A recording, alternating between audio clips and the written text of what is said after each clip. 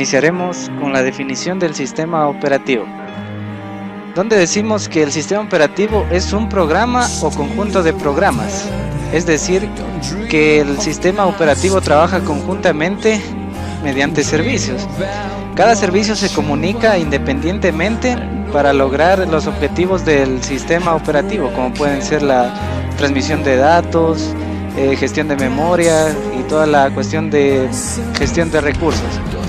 Se encarga de gestionar recursos como la entrada, salida, tratamiento de la información, almacenamiento masivo, además de actuar de intermediario entre el hardware y los programas de aplicación. Como bien es sabido, se habla de interacción de hardware y software cuando por ejemplo sacamos información en una flash. Todo esto de aquí maneja el sistema operativo. Los objetivos del sistema operativo son hacer posible el uso eficiente de los recursos del sistema, de manera que actúa coordinando las diferentes velocidades de funcionamiento de los dispositivos. Puede ser dando más velocidad a los procesadores y más lentitud a los periféricos, ya que la transmisión de datos no es tan primordial como el procesamiento de los mismos. Simplifica las operaciones de trabajo con el hardware, generando una máquina virtual, es decir, un ordenador simplificado en el que el sistema operativo carga con el trabajo de acercamiento al hardware. Funcionamiento de los ordenadores y el sistema operativo. Aquí tenemos la ejecución de un solo programa a la vez, es decir, donde en inicio se hablaba de un sistema monoejecución, donde el sistema cumplía con una única función, ya sea hacer un solo cálculo matemático, una suma, una resta, etc. También cuenta con un batch, ya es algo más avanzado, que es un conjunto de programas que se ejecutan en grupo, ya es multi-ejecución, donde se podría decir que hacía varios cálculos al mismo tiempo, multiprogramación. Varios programas se ejecutan a la vez y el sistema operativo asigna los recursos. Es decir, que el hardware se divide de acuerdo a cómo lo necesitan los programas o el software. También tiene una entrada remota de trabajos. En un ámbito más avanzado ya se habla de comunicaciones mediante red, protocolos TCP/IP, donde nos permite trabajar remotamente. Asimismo, tiene un tratamiento de transacciones que permite la ejecución múltiple de un mismo programa, es decir, multithreading.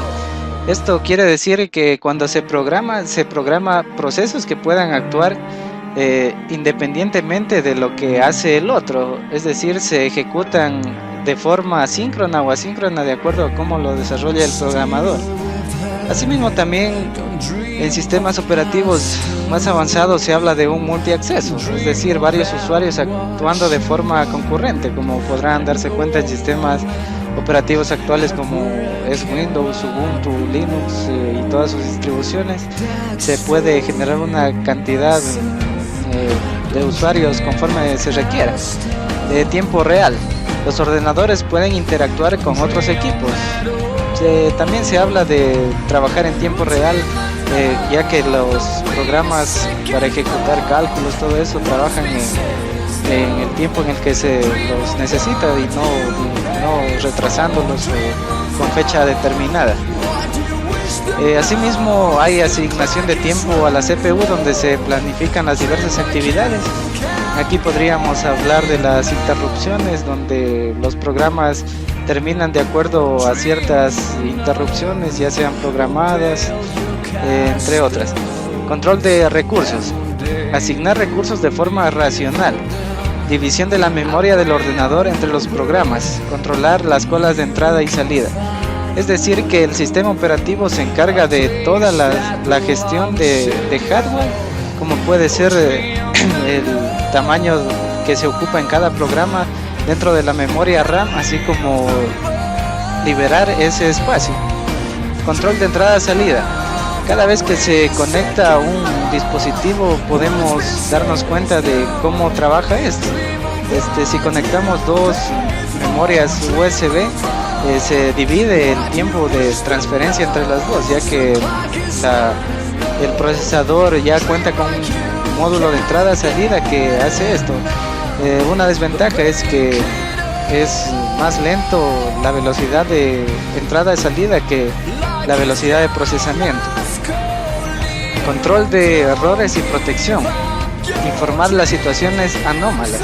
Es decir, cada vez que ocurre algún error en el sistema, este debería darnos la solución o una posible información acerca de lo que ocurre en el sistema. Como puede ser en Windows, cada vez que nos sale un error, ya sea de plataforma o también que el sistema se ha colgado, entre otros. Interfaz con el usuario. Esta es una característica más acoplada a los sistemas operativos actuales, ya que antes se contaba con sistemas operativos como Unix o como el DOS, donde simplemente era una pantalla negra y ahí se procedía a programar. Mientras que ahora ya contamos con interfaces gráficas donde podemos ejecutar juegos, aplicaciones de manera más visual y cómoda para el usuario. Facilidades contables, cálculo de costes de uso de CPU. Es decir, ahora se puede hacer una estimación de lo que cuesta hacer un procesamiento en el procesador. Antes, cuando se hacía un cálculo, era súper demorado, lento y no tenían forma de saber cuánto tiempo tardaría. Ahora con esto ya se habla de una facilidad para hacer los costos más fáciles. Asimismo, tenemos una estructura jerárquica dentro de los tipos de sistema operativo. En la imagen pueden ver donde dentro del sistema operativo se habla de la gestión de CPU, la gestión de entrada, salida, gestión de memoria, la gestión de información. Todo esto interactúa con el intérprete de comandos, así como la aplicación de usuario y el spool. Sistemas operativos por servicios. Según esta clasificación, se puede agrupar a los sistemas operativos de acuerdo al número de usuarios, por el número de tareas, por el número de procesadores. Por el número de usuarios, pueden ser monousuarios, es decir, un único usuario que interactúa con el sistema sin posibilidad de que alguien más pueda ingresar. Y el multiusuarios, donde varios usuarios pueden interactuar a la misma vez, haciendo la misma tarea o diferente. Por el número de tareas, monotareas, donde el programa se ejecuta sin ninguna otra aplicación de fondo, como puede ser en el sistema DOS, donde simplemente se hace una operación y no existe la manera de hacer otra. Multitareas, como los sistemas operativos actuales, donde se puede escuchar música, leer un documento, hacer deberes, ver un video. Por el número de procesadores, uniproceso, que simplemente se puede ejecutar un proceso sin la característica del multithreading, y el multiproceso, que es en sí el multithreading, y puede ser simétrico o asimétrico, es decir, se pueden ejecutar al mismo tiempo o en diferentes tramos de tiempo. La estructura de un sistema operativo.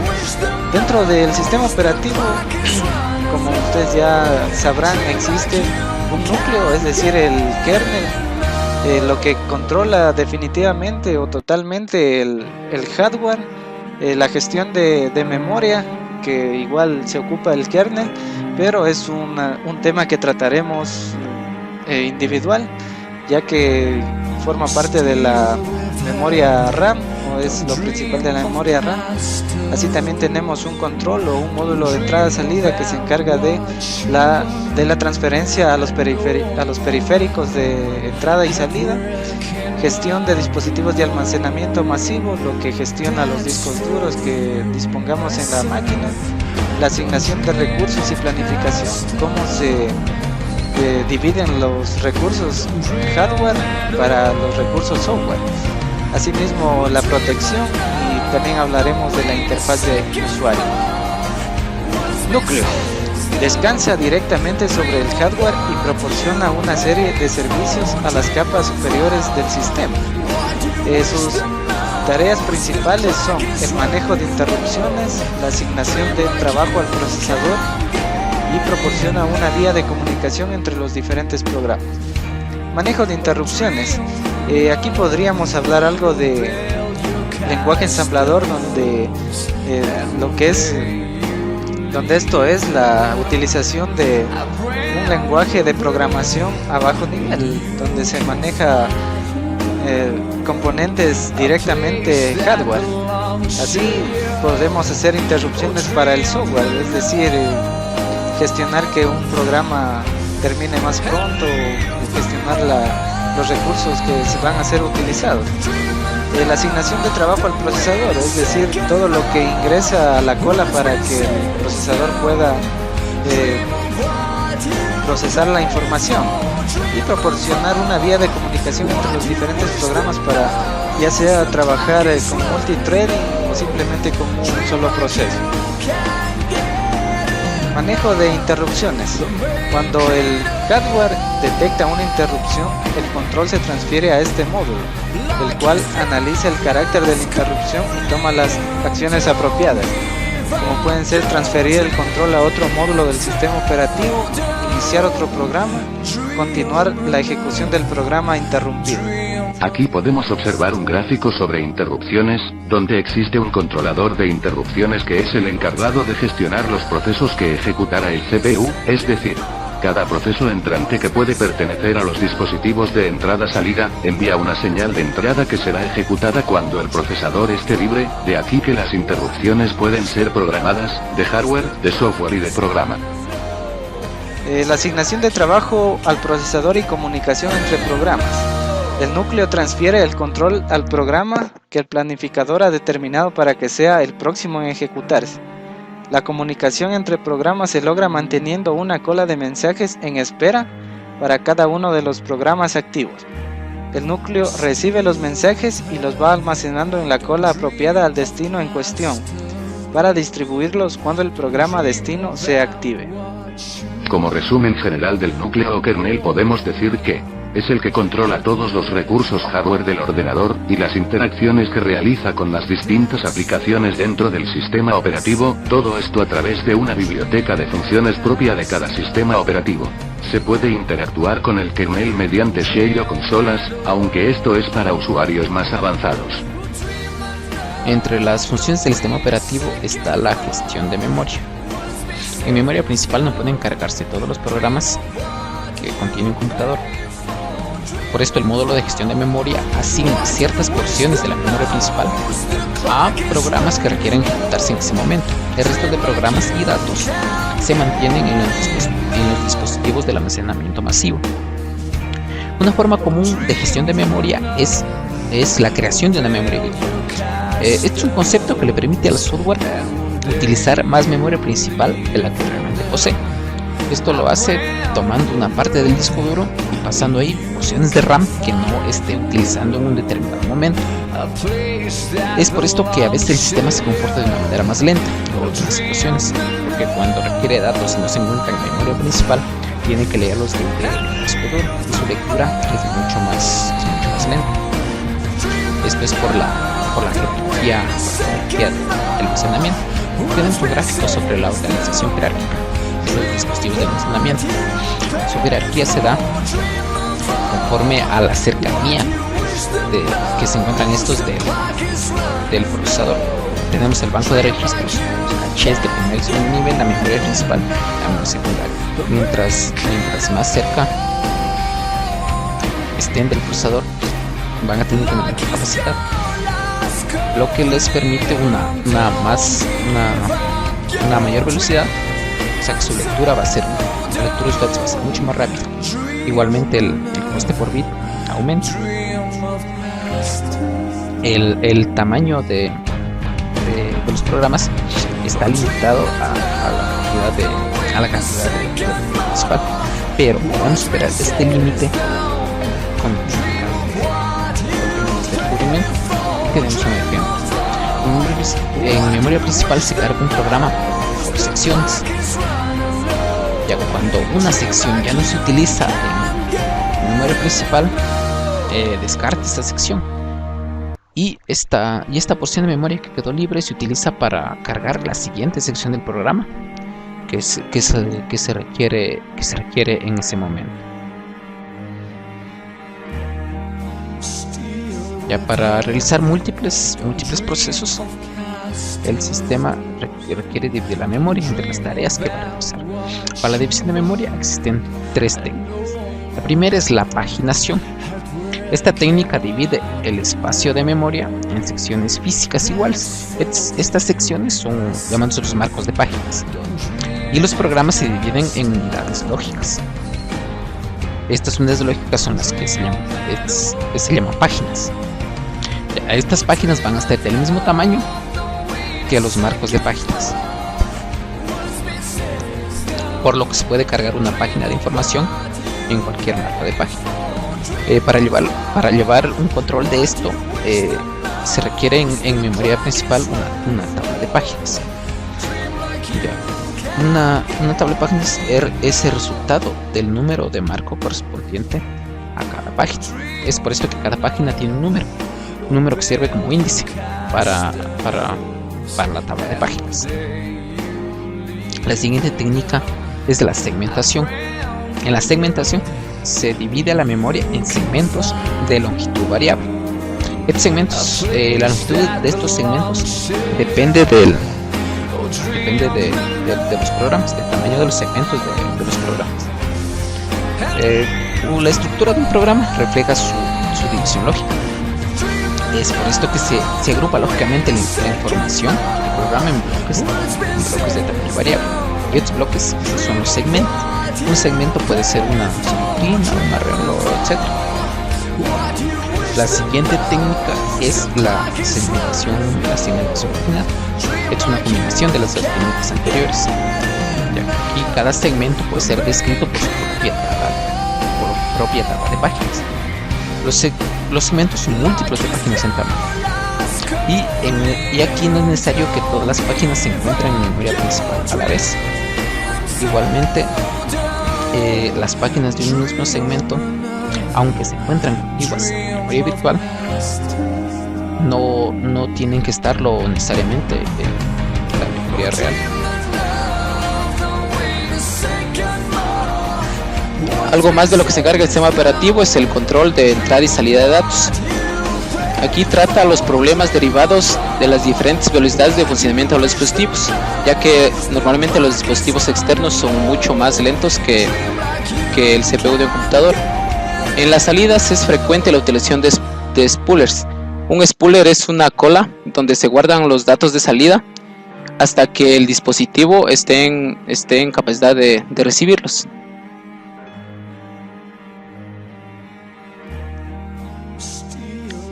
Tenemos un gráfico acerca de la gestión de entradas y salidas sobre el proceso que realiza.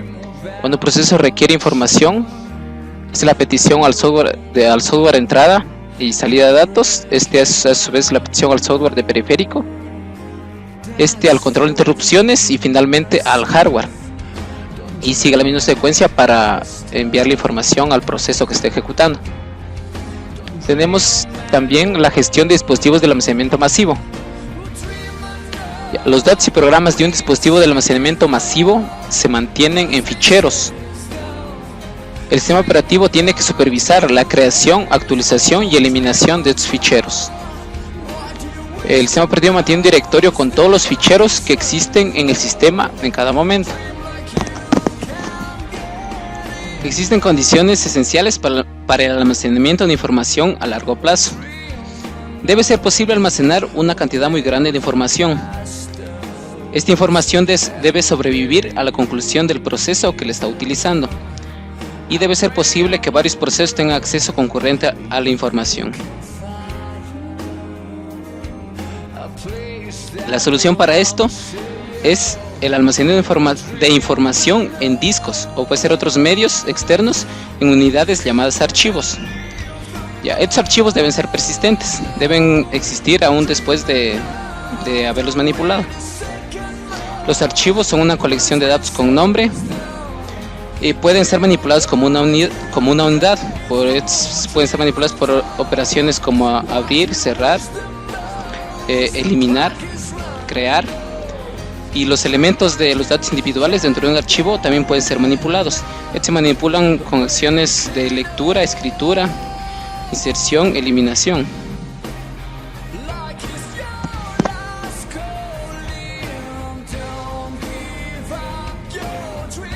Entonces podemos decir que el sistema de archivos es la parte del sistema de administración de almacenamiento responsable, principalmente de la administración de los archivos del almacenamiento secundario. Es la parte del sistema operativo responsable de permitir compartir controladamente la información de los archivos. El sistema de archivos debe permitir crear, modificar y borrar archivos, compartir los archivos de una manera cuidadosamente controlada, y el mecanismo encargado de compartir los archivos debe proporcionar varios tipos de acceso controlado. Ejemplo, acceso de lectura, de escritura, de ejecución, o pueden ser varias combinaciones de estos. También debe permitir estructurar los archivos de la manera más apropiada a cada aplicación. El usuario puede ordenar la transferencia de información entre combinaciones de estos. Se debe permitir referenciar a los archivos mediante nombres simbólicos, brindando independencia de dispositivos, y en ambientes sensibles se debe proporcionar posibilidades de cifrado y descifrado. Entonces, lo que sirve el sistema de archivos es para que el usuario no se preocupe por los dispositivos particulares, dónde serán almacenados los archivos, el formato en que se almacenarán y los medios físicos de la transferencia de datos hacia y desde los dispositivos. En conclusión, un archivo es un conjunto de registros relacionados, y el sistema de archivos es un componente importante del sistema operativo y suele contener métodos de acceso relacionados con la manera de acceder a los datos almacenados en los archivos.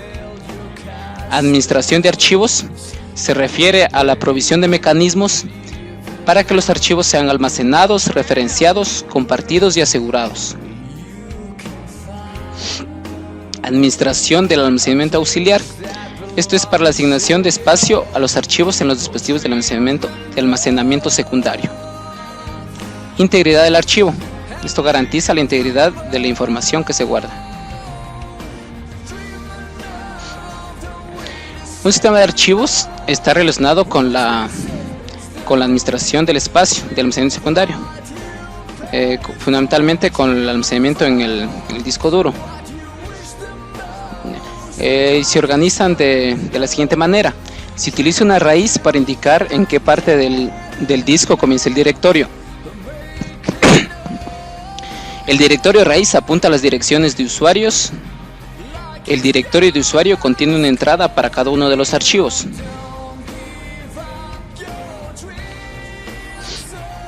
Cada entrada de archivo apunta al lugar del disco donde está almacenado el archivo referenciado. Y los nombres de archivos solo necesitan ser únicos dentro de un directorio usado, pero el nombre del sistema para un archivo debe ser único para el sistema de archivos. En sistema de archivos jerárquicos, el nombre del sistema para un archivo suele estar formado por el nombre de la trayectoria del directorio raíz al archivo. Aquí tenemos un gráfico acerca de la organización jerárquica de un archivo. Todo empieza desde el directorio raíz, que lo proporciona el sistema, y se va a la dirección hacia los directorios o subdirectorios creados por el usuario hasta llegar al archivo. Asignación de recursos y planificación. Los sistemas operativos se encargan de administrar todos los recursos con los que cuenta un ordenador, aplicando políticas de asignación de recursos, lo que facilita la ejecución de programas y aplicaciones que pasan por el procesador. Un mecanismo sencillo de asignación sería el de otorgar los recursos al primero que lo solicite, pero este conlleva algunos errores como el de add-lock, o también llamado programa colgado, esto debido a la excesiva asignación de recursos a un solo programa, ocasionando que todos los demás no se ejecuten normalmente. El planificador del sistema siempre tiene una política de asignación de recursos y este siempre varía según el sistema operativo en el que opere. Una de las políticas más comunes es el time slitting, el cual asigna un intervalo de tiempo si más de un programa o aplicación requieren al mismo tiempo un recurso específico, es decir, cada uno tiene su tiempo para ocuparlo. Aquí podemos ver un gráfico en el que podemos ver la asignación de recursos y la planificación que utiliza el sistema operativo. Tenemos el procesador que tiene la ejecución de un programa y por lo tanto cada programa que se ejecute va saliendo de este como un programa terminado. Al siguiente tenemos un programa que tenemos los programas bloqueados por peticiones de entrada y salida. En este se ponen las colas de entrada y salida los programas no ejecutables. En los programas cuyas peticiones de entrada y salida satisfechas, tenemos la cola del procesador en la cual tenemos los programas ejecutables y los nuevos programas que han entrado. Y los programas que estén listos para ejecutarse entran directamente al procesador y por cada fin de intervalo de tiempo entran a la cola del procesador y van directamente de nuevo al procesador para ser ejecutados como un programa. La protección. Esto actúa contra dos sucesos, que son los errores del sistema operativo o el abuso deliberado de los recursos del sistema, ya que cada programa puede utilizar diferentes recursos y otro puede valerse de esos mismos recursos para su ejecución. En el siguiente gráfico tenemos la representación de una asignación de recursos. En el primer gráfico tenemos la posesión de un recurso, es decir, el programa toma posesión del recurso que necesita. En el segundo tenemos la solicitud de un recurso, donde el programa envía la solicitud del recurso que necesita. Para eso entonces tenemos los bloqueos. En este caso, en el tercer gráfico tenemos T y U, que son los programas, y D y C, que están en círculos, son los recursos. Por lo tanto, T tiene asignado o tiene la posesión del recurso, y U hace la solicitud del recurso D, y este a la vez pide la solicitud al recurso C, que está siendo utilizado por el T. Y aquí podemos ver la representación del bloqueo para la asignación de un recurso en el proceso de planificación de un sistema operativo.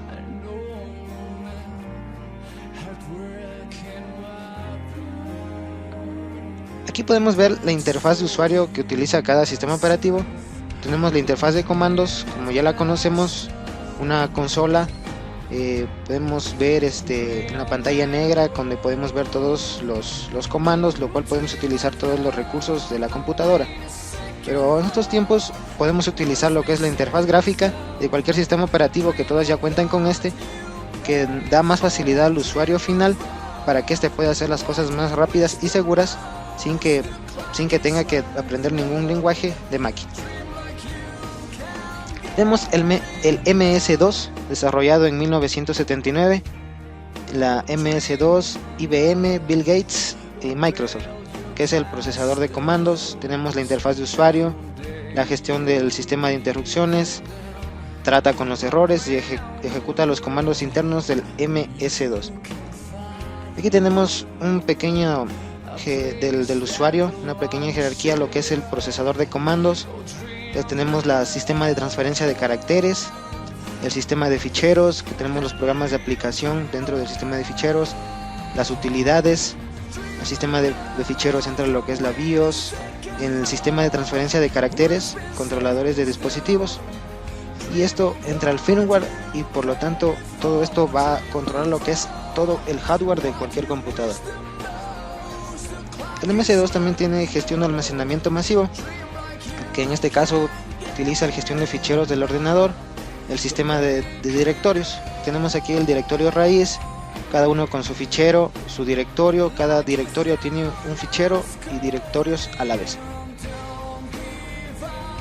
Windows, ¿qué podemos hablar de Windows? Que tiene una interfaz gráfica, una metáfora de escritorio, menús y botones, teclado, ratón, sistema operativo para usuario como para servidores. Una pequeña historia de Windows: comenzó con las versiones 1.0, 2.0, 3.0, después continuó con la 3.1, 3.11, 95, la 98, la NT 2000 XP, la CE y la Pocket PC, y la que estamos utilizando últimamente, el Windows 8. También tenemos lo que es la plataforma Unix, laboratorios Bell de AT&T, sistema operativo de propósito general, multiusuario e interactivo, soporta multiprogramación y multiacceso. Muy bien, ahora tenemos Linux, desarrollado por Linus Torvald, funciona sobre plataformas de Intel o Motorola, se estructura en núcleo o kernel, interactúa directamente con el hardware y reside permanentemente en memoria. Shell, intérprete de comandos, interfaz entre núcleo y usuario, utilidades o programas de usuario. Aquí tenemos lo que es la interfaz gráfica de Linux, tenemos lo que es la GNOME, la SFD, la GDK, que podemos utilizar